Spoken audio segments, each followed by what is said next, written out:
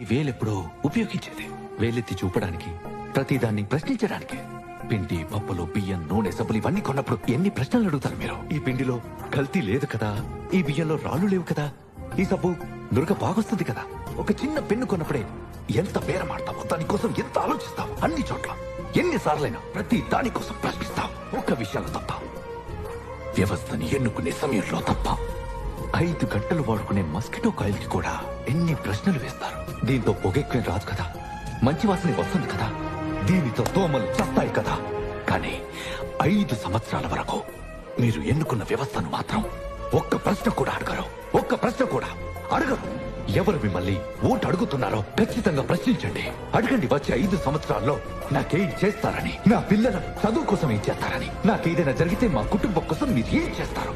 ఏ వేలునైతే మీరు వాడుతారో అదే వేలుతో ప్రశ్నించండి. వేలెత్తి చెప్పండి.